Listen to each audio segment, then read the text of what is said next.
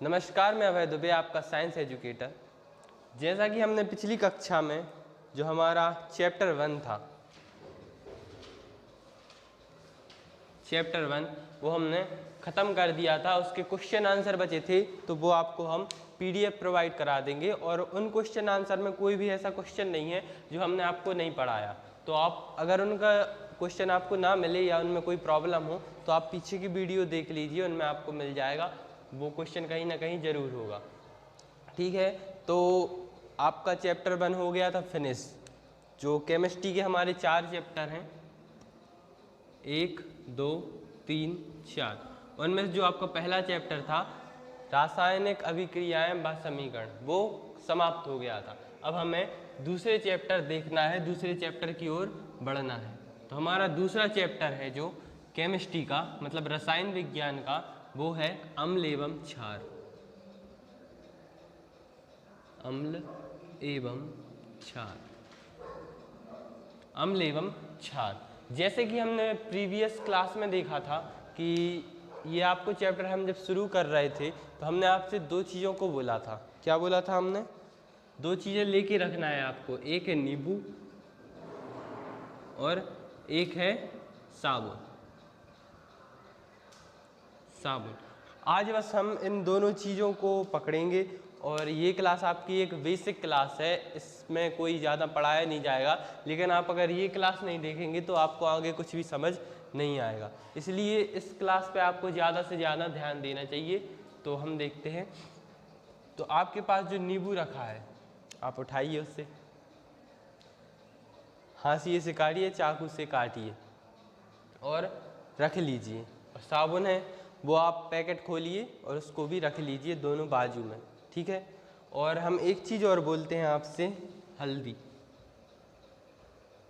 हल्दी और थोड़ी सी हो, मतलब सब्जी भी चल जाएगी, रहने दीजिए, अभी बाद में देखेंगे। तो आपने नींबू भी रख लिया, मतलब नींबू भी रख लिया। ये आपका नींबू हो गया एक, और ये आपकी साबुन। अब जो जैसी साबुन, कोई डव यूज़ करता होगा, कोई पेड्स, कोई नंबर 1, जैसी भी आपकी हो, ये हमारी साबुन हो गई। हम पेयर्स लगाए हैं, कांच वाली अच्छी लगती है। ठीक है, ये हमारा नींबू है, ये हमारी साबुन है। तो आपको क्या करना है, सबसे पहले नींबू को उठाना है, उससे चख के देखना है या टेस्ट करके देखना है, या इसको एक बूंद अपने मुंह में निचोड़ दीजिए। ठीक है, इसके बाद आप थोड़ी देर देखिए आपको कैसा लगता है। खट्टा लगेगा, सिंपल सी बात है, नींबू खट्टा ही होता है। ठीक है, ये क्या लगा हमें? खट्टा। किसी को मीठा तो नहीं लगा? खट्टा ही लगा होगा। ठीक है, अब हम साबुन उठाएंगे। पानी पी लीजिए थोड़ा सा। अब साबुन उठाइए, इसका थोड़ा सा यहाँ से नोचिए या डायरेक्ट ऐसी मतलब चख के देखिए। ये आपको क्या लगेगी? कड़वी, कड़वी या कसैली टाइप की, कसैली। बस हम ये दोनों चीज़ देखनी है। तो आप एक तरह से समझ सकते हैं कि जो चीज़ हमें खाने में खट्टी लगे या जो खट्टा लगे तो वो क्या होता है? अम्ल होता है। और जो चीज़ हमें कड़वी लगे या कसैली टाइप की लगे तो वो क्षार होता है। बस इतनी बात है इस चैप्टर में, और हमें कुछ नहीं समझना है। हमें केवल 2 चीज़ों का ऑपरेशन करना है, एक नींबू और एक साबुन, बस। ठीक है, तो हम इनके बारे में आज बेसिक जानकारी लेंगे। अब आपको इतना तो समझ में आ गया होगा कि अम्ल हमेशा खट्टा होता है और क्षार हमेशा कसैला या कड़वा होता है। ठीक है, तो जो हमारा चैप्टर 1 है आज हम उसका बेसिक जानकारी लेंगे, उसमें क्या क्या है, क्या क्या पढ़ेंगे हम, और फिर अगली क्लास से हम उसको चालू करेंगे। तो हमारा आज कौन सा चैप्टर चालू हो रहा है?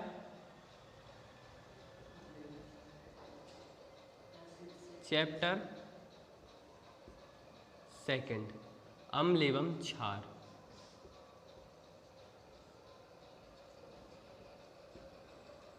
एवं क्षार। तो इसमें हम सबसे पहले क्या पढ़ेंगे? अम्ल और क्षार की बेसिक जानकारियाँ पढ़ेंगे। ये स्वाद में कैसे होते हैं और ये प्रकृति में कैसे पाए जाते हैं, छूने पे कैसे लगते हैं, और इनके बारे में और भी हम सामान्य जानकारियाँ पढ़ेंगे। ठीक है, और इसके बाद जो हमारा आज का टॉपिक है, मतलब जो इस चैप्टर के अंदर पढ़ना है वो हम आपको सारी डिटेल आज दे देंगे। सिर्फ आप ये समझ लीजिए कि आज हमने चैप्टर शुरू किया और आज ही चैप्टर ख़त्म हो गया। ठीक है, ये हमारे टॉपिक्स हैं। टॉपिक, ये नंबर, सीरियल नंबर। ठीक है, तो सबसे पहले हमें पढ़ना है अम्ल और क्षारों के रासायनिक गुण। अम्ल और क्षारों के सबसे पहले क्या पढ़ना है? रासायनिक गुण।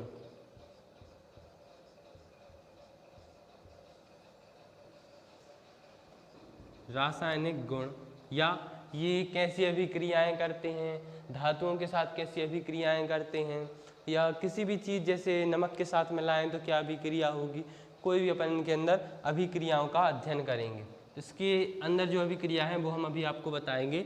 और जो हमारा दूसरा टॉपिक है उसमें हम अम्ल क्षारों की आपस में क्रिया कराएंगे। अम्ल व क्षारों की आपस में क्रिया, आपस में क्रियाएं या अभिक्रियाएं, ये देखेंगे। जो दूसरा टॉपिक है हमारा, मतलब दूसरा पार्ट है हमारा चैप्टर का, उसमें हम अम्ल और क्षारों की आपस में क्रियाएं देखेंगे और ये क्या क्रिया करते हैं। अम्ल और क्षारों को आपस में मिलाया जाए तो क्या होगा, जैसे बम का धमाका होगा या क्या होगा, वो सब हम इसमें पढ़ेंगे। केमिस्ट्री बहुत इंटरेस्टिंग चीज़ है, तो हम इसको भी देखेंगे अगली क्लास में। और इसके बाद फिर हमें इनके विलयनों का अध्ययन करना है। अम्ल व क्षारों के विलयनों की प्रबलता।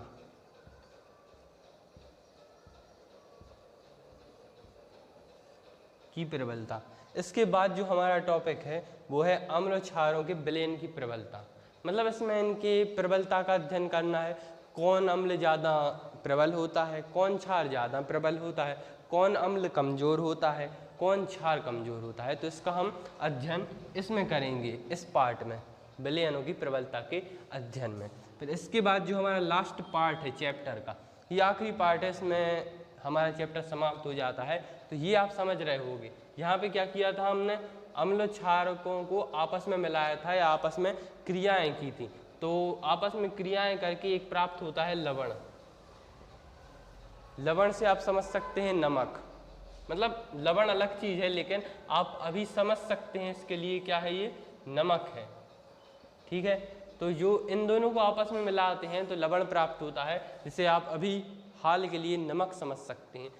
तो इसमें क्या होगा, लवणों के बारे में हम अध्ययन करेंगे।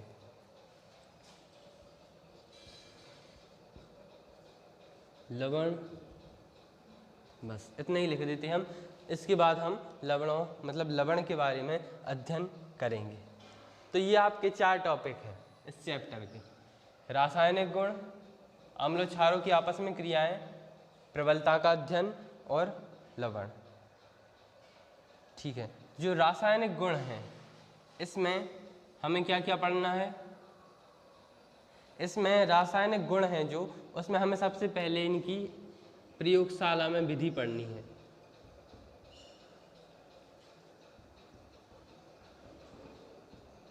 प्रयोगशाला विधि, मतलब इसको प्रयोगशाला में कैसे बनाया जाता है, कैसे तैयार किया जाता है। अम्ल देखो, नींबू तो रहता है, वो तो उसका पेड़ होता है, पेड़ में हो जाता है और उससे हम तोड़ लेते हैं और यूज़ कर लेते हैं, उपयोग कर लेते हैं।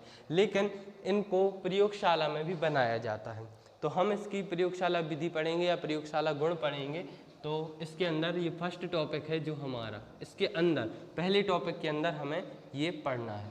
फिर इसके बाद जो हमारा दूसरा टॉपिक है उसमें हम पढ़ेंगे रासायनिक गुण पढ़ रहे हैं अपन। रासायनिक गुण में क्या होता है, अभिक्रियाएं होती हैं। रसायन विज्ञान, रसायन विज्ञान में क्या होता है, अभिक्रियाएं होती हैं। अभिक्रिया के द्वारा अपन कोई भी सामान या सामग्री बनाते हैं। तो इसमें हम क्या पढ़ेंगे, अम्ल क्षारों की अम्ल व क्षारों की धातुओं के साथ क्रिया, धातुओं से क्रिया। क्रिया अभिक्रिया एक ही बात होती है। तो हम क्या पढ़ेंगे, अम्ल और क्षारों की धातुओं के साथ क्रिया। धातु आप समझते हो, लोहा, निकल, कॉपर, जिंक, ये धातुएं कहलाती हैं। टिन और जो आपका तावा, पीतल, ये धातुएं कहलाती हैं। तो इनके साथ हम इनकी सामान्य क्रियाओं का अध्ययन करेंगे। और जो हमारा तीसरा टॉपिक है उसमें हम क्या पढ़ेंगे, धातु कार्बोनेटों के साथ क्रिया, अम्ल क्षारों की धातु कार्बोनेट। ये कार्बोनेट एक आयन है, आपने पढ़ा होगा, CO3 2-, ये कार्बोनेट कहलाता है। ये धातु इसके आगे अगर कोई धातु लग जाती है या Fe या कुछ भी, तो ये धातु कार्बोनेट कहलाता है। तो इसमें क्या पढ़ेंगे, धातु कार्बोनेटों के साथ क्रिया। और इसी में धातु कार्बोनेटों के साथ साथ अपन क्या पढ़ेंगे, हाइड्रोजन कार्बोनेट, हाइड्रोजन कार्बोनेट से क्रिया, ये भी इसमें हमें पढ़ना है। इसको हम मिटा देते हैं, अभी यही लिखा रहने दीजिए, धातु कार्बोनेटों के साथ क्रिया। फिर इसके बाद जो हमारा चौथा टॉपिक है तो उसमें हम क्या पढ़ेंगे, अम्ल क्षारकों की आपस में क्रियाएं।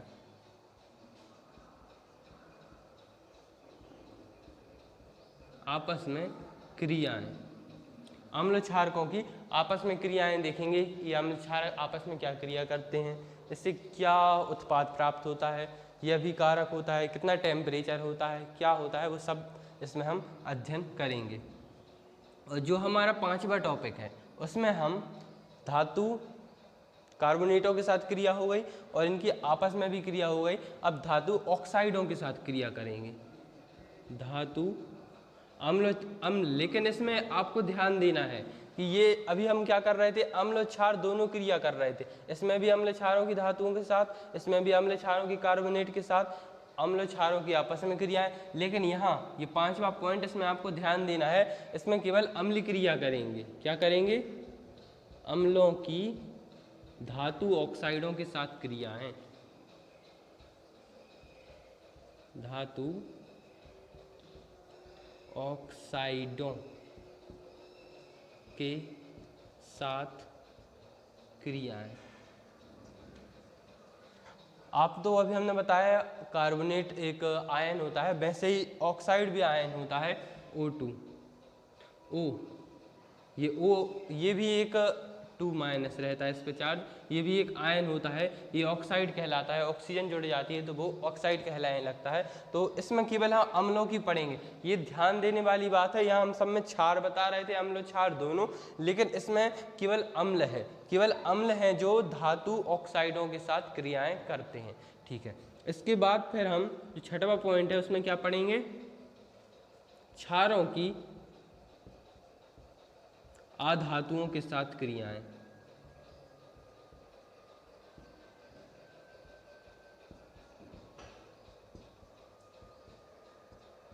क्या पढ़ेंगे फिर हम, क्षारों की अधातुओं के साथ क्रियाएं। ये अम्ल होते हैं, ये धातु ऑक्साइडों के साथ क्रिया करते हैं, और जो क्षार होते हैं वो अधातु ऑक्साइडों के साथ क्रिया करते हैं।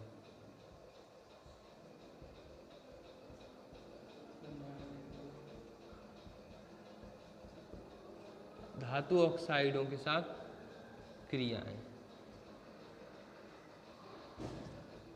ठीक है, तो जो अम्ल रहते हैं वो क्या धातु ऑक्साइडों के साथ क्रियाएं करते हैं, और जो क्षार रहते हैं वो अधातु ऑक्साइडों के साथ क्रियाएं करते हैं।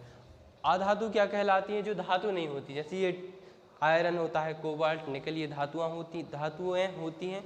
लेकिन जो धूल होती है, ये गैस है, ऑक्सीजन गैस होती है ना, ये धातु नहीं होती है ना, तो ये कहलाती हैं अधातु। जैसे सिलिकॉन हो गई, और भी बहुत सारी चीज़ें होती हैं जो अधातु कहलाती हैं। तो जो हमारा पहला टॉपिक है रासायनिक गुण, उनके अंदर हमें ये 6 चीज़ों का अध्ययन करना है। लेकिन आप ये ध्यान रखिए कि ये शुरू के 4 चीज़ हैं, इनमें हमने अम्ल और क्षार दोनों का अध्ययन करना है, लेकिन इसमें अम्लों का और इसमें क्षारों का अध्ययन करना है।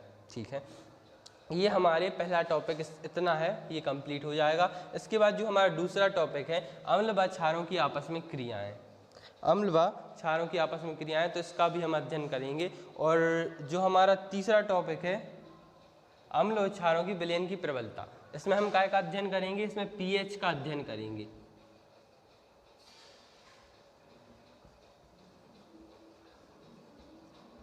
इसमें हम पीएच का अध्ययन करेंगे, इनकी प्रबलता का अध्ययन करेंगे, ये कितने प्रबल होते हैं, कितने कमज़ोर होते हैं अम्ल, और क्षार कितने प्रबल होते हैं, क्षार कितने कमज़ोर होते हैं, तो इसका हम अध्ययन करेंगे। और ये पीएच हो गया। और इसके बाद जो हमारा अम्ल व क्षारों की आपस में क्रिया है, इसमें हम जल के साथ क्रिया का अध्ययन करेंगे। जल के साथ क्रिया, इसका हम अध्ययन करेंगे। और जो लवण है, इसमें हमारे कुछ टॉपिक हैं जिनका हमें अध्ययन करना है, जैसे कि नमक। सबसे पहले हमें नमक का ही अध्ययन करना है। हमने भी बताया था आपको लवण मतलब क्या होता है, नमक। तो इसमें सबसे पहले हमें लवण का अध्ययन करना है, फिर उसके बाद बेकिंग सोडा,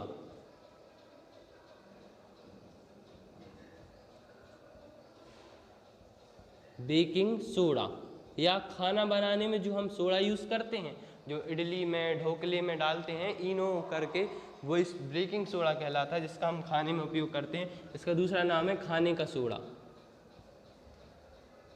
खाने का सोडा। और दूसरा होता है कपड़े धोने वाला सोडा, जिसे हम क्या कहते हैं, वॉशिंग सोडा।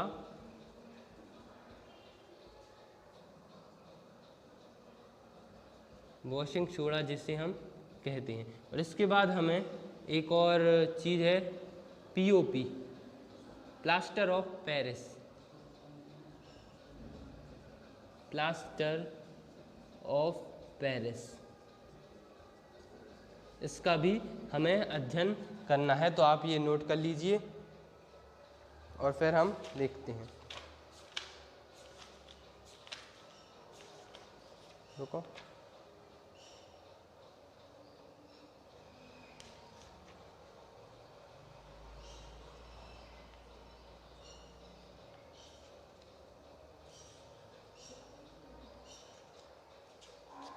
और एक और टॉपिक है आपका ये व्यंजक चूर्ण।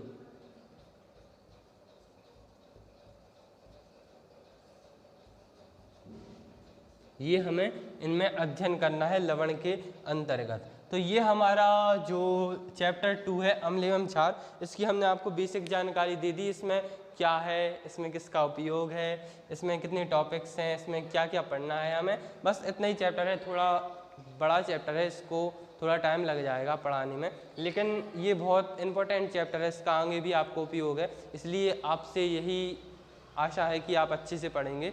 ठीक है, धन्यवाद, नमस्कार।